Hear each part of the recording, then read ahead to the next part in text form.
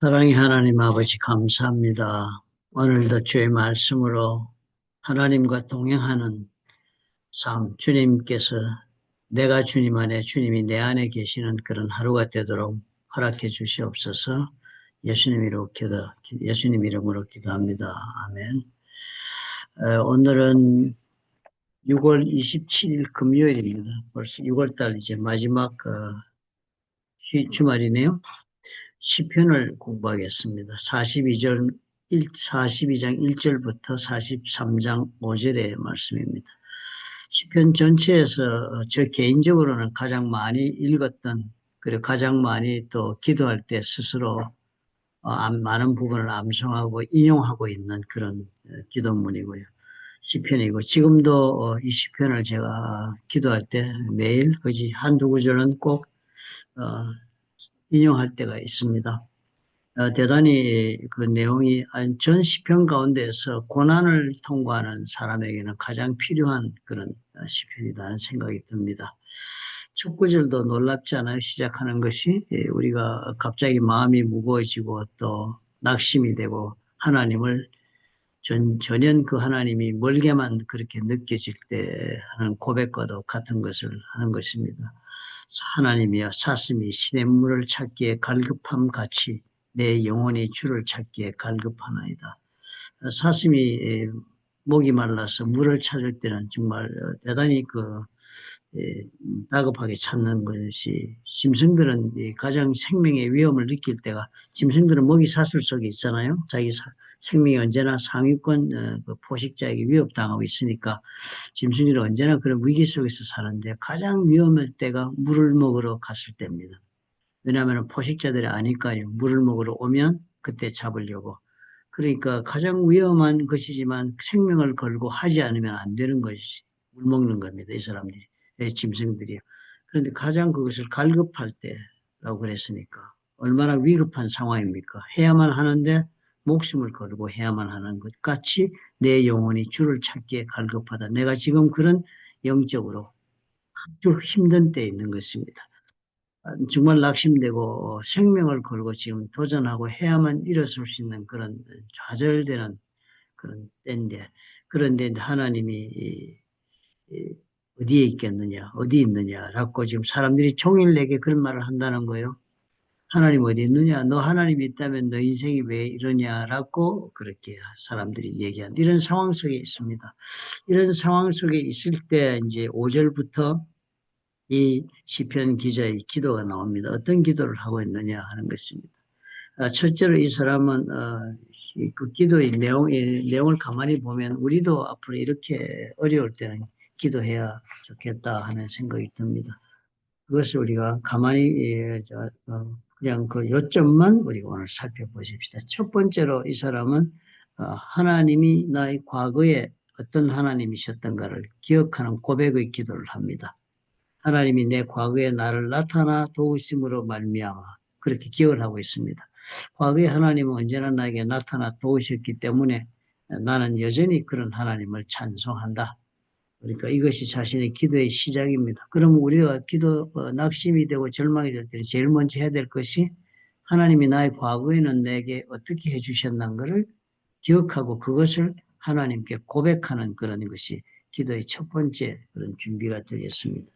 그 다음에 보면, 기도가 그 다음에 내용이 이렇게 자세히 정리해 나가면은, 그 다음에 내용은 그런 하나님을 기도하여서 그 하나님이 사람들이 지금 어디 있냐라고 나에게 그렇게 말할 정도로 지금 현실이 그렇지만 그 하나님께 내가 나아간다고 자기 하나님을 대한 자신의 신뢰를 고백을 합니다. 자신의 신뢰를 고백하면서 그런 현재 내 상황이 그렇게 어렵다는 것을 하나님께 고백하지만 그래도 그런 하나님에게 내가 지금 나가겠다 하는 그런 고백. 즉, 내 믿음을 내가 유지하겠다고 하나님 앞에 고백한다. 사실 하나님 앞에서 이런 것을 고백한다는 것은 하나님께 이렇게 할 수 있도록 나를 도와달라는 청원과도 같은 것입니다. 내 마음이 이렇습니다. 그러니까 나에게 힘을 주셔서 나를 붙잡아 달라는 고백과도 같지요. 할 수 있습니다. 현재 내가 견뎌내겠습니다. 이런 말은 상대방이 들을 때는 어떻겠습니까? 부모가 자식이 그런 말을 할 때는 내가 살 수 있도록 일어설 수 있도록 도와줄 수 있으면 도와줘야 되겠다는 마음을 불러일으키는 것처럼 그것을 간접적으로 혹은 또 역설적으로 표현하고 있는 심리적 상태의 고백이 현재 그렇지 못하면도 할 수 있다라고 얘기하고 될 것이다라고 얘기하는 것이 바로 그런 역설적 자기의 표현이 되겠습니다. 살고 싶은 욕구에 대한 표현이 되겠죠. 그리고 나서 그 다음에 자기 영혼에 대한 격려입니다.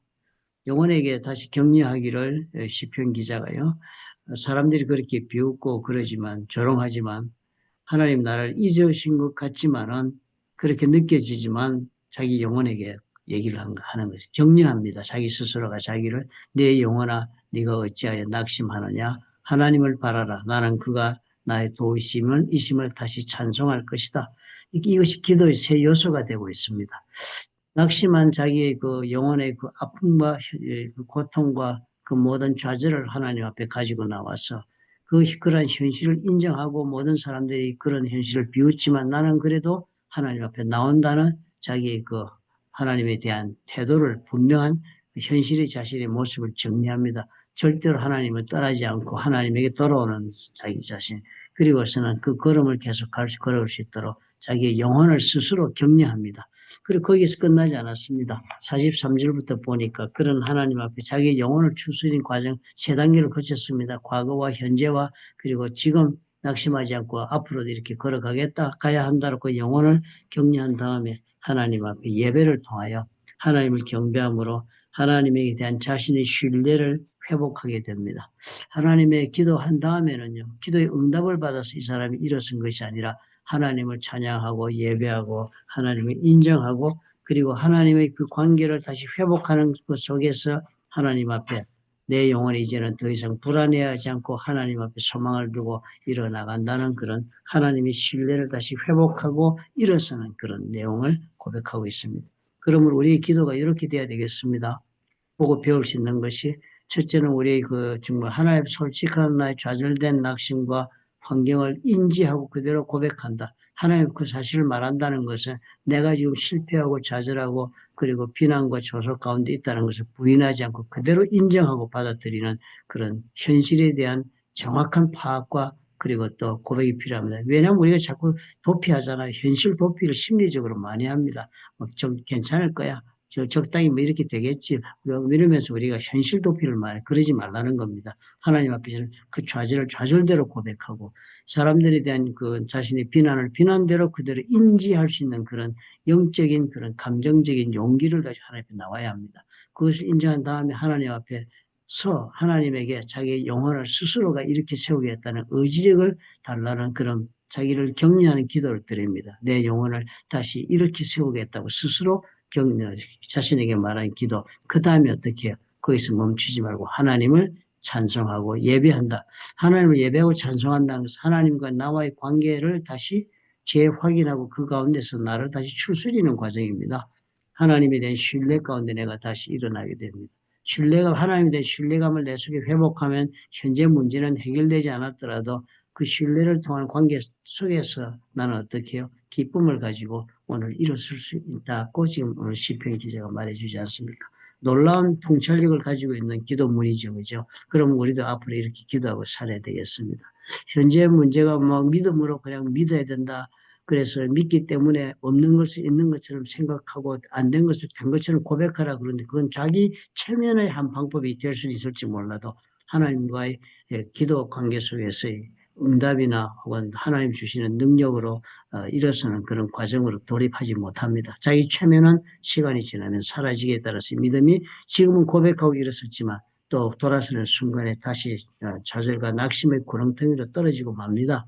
우리가 그렇지 않고 정말 기도하고 하나님의 응답 가운데 일어선 그런 믿음의 삶을 계속하려면 오늘 이 시편의 이 프로세스가 우리 속에서 벌어져야 합니다. 현실을 부인하지 않습니다. 도피하지 않습니다. 그대로 낙심되고 그리고 아픔을 그대로 하나님 앞에 인정하고 토로합니다. 그리고 다른 사람에게서 하나님의 정말 내 삶 속에 역사의 증거를 보지 못하게 하다고 말할 때 나는 하나님께서 과거에 역사하신 것을 기억하고 오늘 다시 내 마음을 추스리고 우리 하나님 앞에서 하나님의 도우심을 구하되 내 영혼을 먼저 추스립니다. 용기를 가지고 내 영혼아 일어서라. 우리 하나님이 과거에 이렇게 역사하신 하나님 지금도 나와 함께 하시지 않느냐라고 그렇게 스스로 자신의 모든 영혼을 정리하고 추스른 다음에 하나님과의 관계를 이루어 나갑니다. 예배하고 찬양하고 그래서 하나님과 나와의 관계를 다시 믿음 가운데 재정립합니다. 하나님의 말씀을 통하여 내가 용기를 입고 그 답을 얻는 것도 중요하지만 그 이전에 하나님에 대한 내 개인의 믿음과 신뢰가 전제되어야 하는 것을 우리가 기억합시다. 그것을 우리가 회복하면 그 다음에 하나님께서 내 문제 가운데 역사할 것이라는 확신을 가지고 오늘을 일어서는 일이 가능하다는 생각이 듭니다. 좋으신 아버지 감사합니다.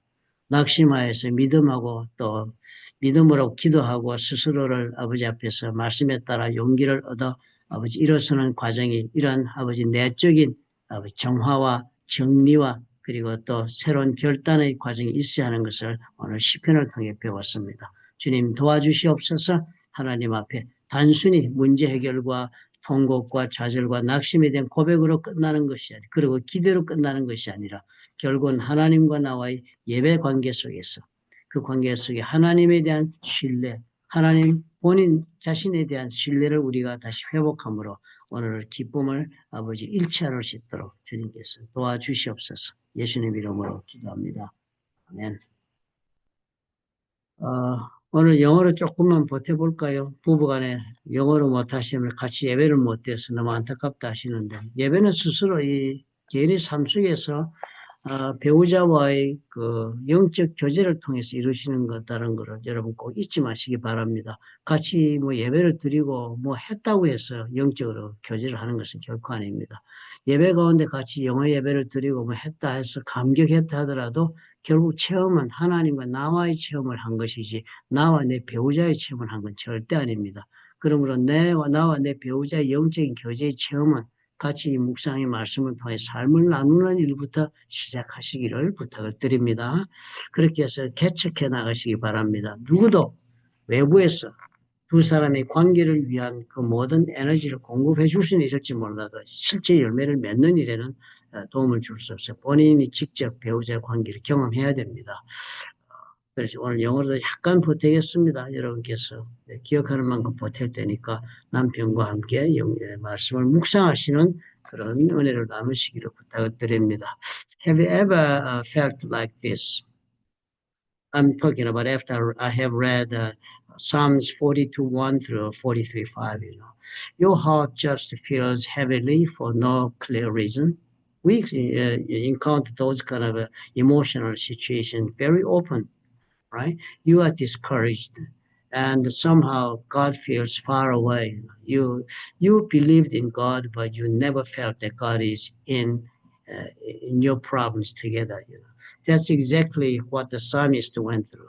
Psalm 42 and 43 are his honest prayers from that kind of place.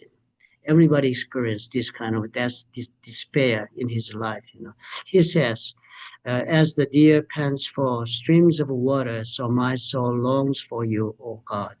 What a desperate longing heart of cry. He couldn't go to the temple to worship. He couldn't find any help. People mocked him and saying, "Where is your God? You talked about your God so much, so long time, but where is your God now? I see your desperate situation. If your God is alive, He might help you." That's what people was telling me. We experience those kind of things, right?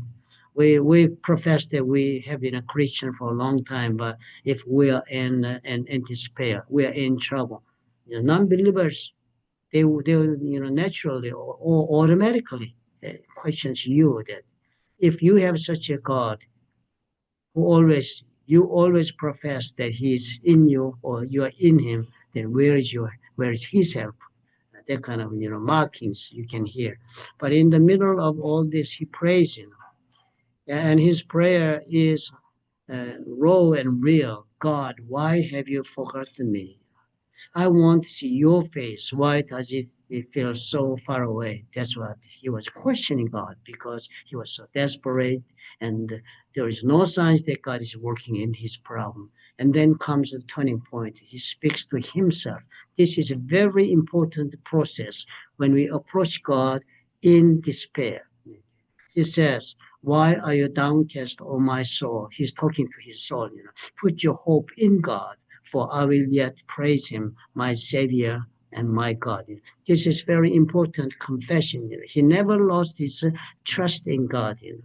And you see, that's something we can learn. When we are discouraged, we don't have to say, we don't have to stay stuck there. We don't have to stay in the desperate situation when we are discouraged. We can talk to ourselves first. We can remind our hearts. This is very important. First thing, hey, God is still with you. Remember what He did in your past. That is the first question we should ask to our souls when we are in despair, especially when we are approaching to God.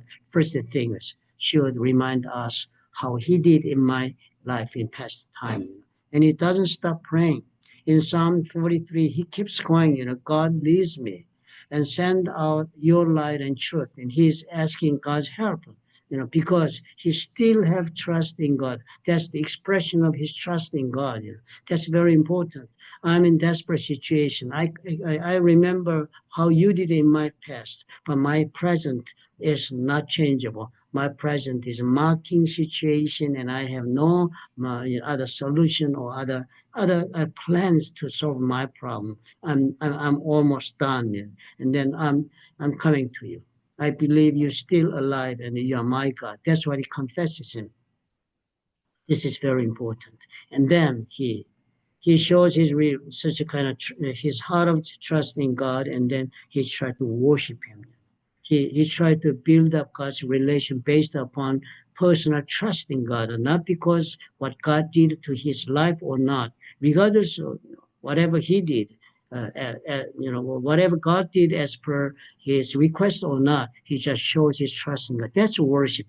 You come forward to God, regardless of your situation. You praise him because he was God in your life. He made your life. He blessed your past, and still, you don't see God, but you believe his existence is God. Like you believe the sun is with you, even though clouds covers during the daytime. The sun is behind the cloud. You have that kind of compassion before God, that you have a trust in God. You know that God is there. You believe in him working in your life, even though you don't feel him now. That's the expression of your worshiping heart, And then that gives you such a revival of your spirit in hope and in power. So that way you can you praise him, and you can rejoice your life even though you're under the pressure or under the problems. That's the most important key for the prayer when the person is in despair. So remember, when you are in trouble, when you have any kind of despair and any kind of hurdles you cannot overcome, come before him and admit it that you have a problem. Don't run away from the problem. Face it. That's the courage, And then confess it that you are in trouble. And then confess it that you have no power that you can solve it. But confess your heart that you have still remember how he did in your life.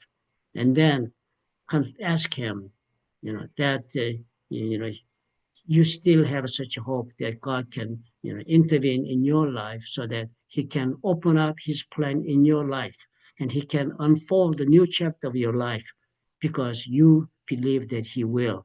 You have trust not in God's performance. You have trust in his personality and in his relationship.